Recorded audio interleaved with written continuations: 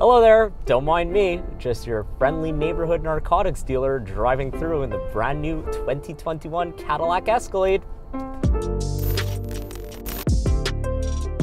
Hey everyone, Jonathan Rothman here, and welcome back to Spotted Cars. As you can see right over here, today's featured vehicle is the 2021 Cadillac Escalade Sport Platinum. Now in its 5th generation, the Cadillac Escalade has truly become a status symbol in the world of luxury SUVs. I've had the keys to the Escalade for the past week or so, courtesy of my friends at Cadillac Canada. And before we take it out on the road, I want to take you guys inside the vehicle where we're going to take a look at some of the notable interior features. So the first thing you're probably going to notice inside the new Escalade is this massive 38-inch curved OLED screen that they have put in the vehicle. So the center screen right here controls all the functionalities of the vehicle, from your media, from the climate controls, your vehicle information, etc. that I see in my center screen.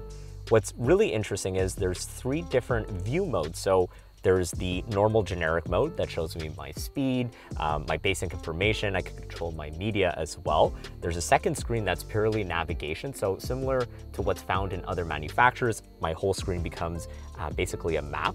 And the third setting is the AR mode.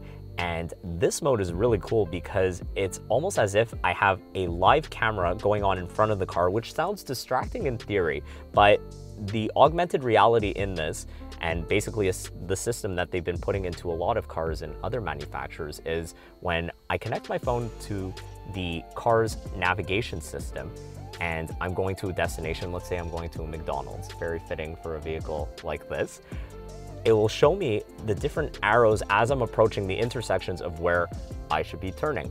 What I should mention also, there's actually a 4th screen, which is night vision. So that's really nice when you're driving, let's say on the countryside, or you have a large ranch and you're going through the fields at night and you don't necessarily see the animals that are in front of you or people that are walking.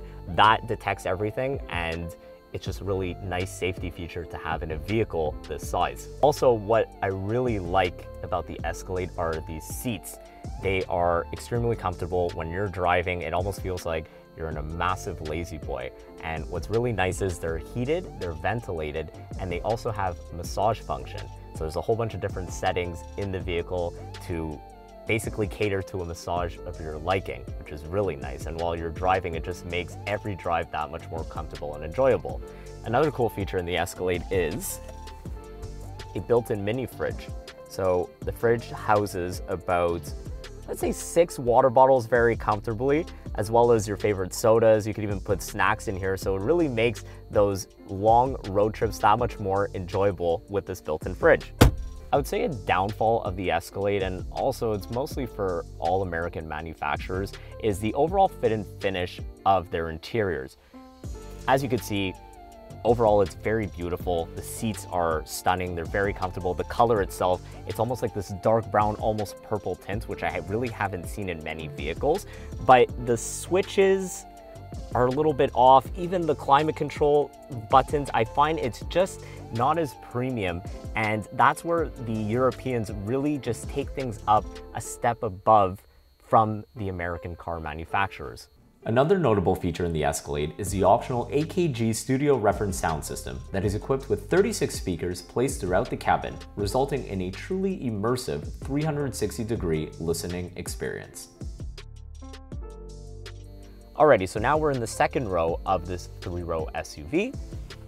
There is plenty of space, headroom, and legroom for the middle occupants. One thing that I don't like, and I guess it's just something throughout the American car manufacturers, I had the same issue in the Navigator that I reviewed a couple years back, are these media screens that they have. They're not the most easy and simple to connect your phones on. For some reason, they don't really like iPhones.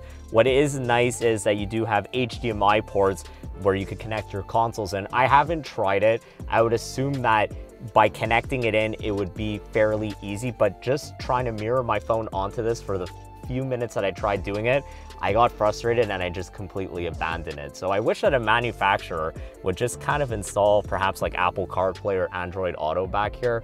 It would really be simple for especially kids when they're going on road trips. It would just be great. There are wireless headphones for rear occupants. As I mentioned, there's a whole bunch of media ports. We do have cup holders back here and rear climate controls. No ventilated seats back here, just heated seats. And as mentioned, the headroom is great and there's so much light that comes in with this massive panoramic roof that they have. It's fantastic. Lastly, we're in the third row of the Escalade, and in typical three-row SUV fashion, it's all right. It's not great, but I've seen worse. It is comfortable back here. However, the hard plastics, not a fan of that. USB-C port, which is nice. You do have your vents. However, let's say you wanted to kind of see the media that's going on, it's okay. It's really meant for smaller sized adults or children. But if I was on a road trip, I would not really want to be back here personally. As this is an Escalade, when you're done shopping at your local Costco, there's plenty of space to haul all your purchases home. With both rows of rear seating stowed away at the simple push of a button, there is a total of 3,427 liters of cargo space. Looking for even more space? Say no more. The ESV model is there to solve that request thanks to a whopping 4,044 liters of cargo space. Unfortunately, due to delays surrounding COVID, this particular Escalade was not equipped with Cadillac's Super Cruise system that allows for hands-free driving assistance as well as lane change on demand. So behind the wheel of the Escalade, thanks to its magnetic ride control and air suspension, it really just absorbs all the inconsistencies that are on the road. For a vehicle that's this size, that's really important. I do find that, again, because it is such a large vehicle and it weighs a ton, there are times where you get into some very uneven roads and you feel the technology and the systems wanting to counteract what is happening on the road. But overall, you kind of get just this like bumpy feeling. You're in control and it's very soft, but you kind of just end up bouncing around in your seat. But hey, it's just a little minor detail. What I found really surprising after the first couple hours of being behind the wheel of it is just how light the steering is on the vehicle, and the turning radius on it is exceptional for something that's, again, just this large. At the end of the day, it weighs a ton, but it still goes 0 to 100 in roughly 6 seconds, which is pretty amazing for a vehicle of this size and magnitude. What I find kind of useless is there is a sport mode on this and there are paddle shifters. Don't use them. I just did that pull in its most normal, comfortable setting in tour mode, and it's plenty of power and it's as ample as you'll need it to be. Right now, I do have my massage seats on as I'm driving along this really scenic road in Montreal's West Island, and it's really quiet in here. You guys barely hear anything. Again, it absorbs everything and it's just a really nice place to be. And I can imagine taking this on long road trips, or the appeal of it overall when families want really large SUVs to accommodate all their children. This is definitely a contender, and I could see why it is pretty much Cadillac's most popular model, which is crazy to think because it's a 6.2 liter V8 at the end of the day. This isn't an electric car, it isn't a hybrid car, it isn't a crossover, it's ginormous. And a couple people this week were asking me, how's the fuel on it? Don't ask. I mean, when you're buying something this large, and again, it's an Escalade. Escalade and fuel economy doesn't really go hand in hand. Yes, there's the cylinder deactivation technology, but you know, it's more for show than anything. But that's okay. When you're spending $125,000 on this, I think fuel economy is the last thing that will come to mind. If you care so much about fuel economy and want something that fits the whole family, get a Tesla.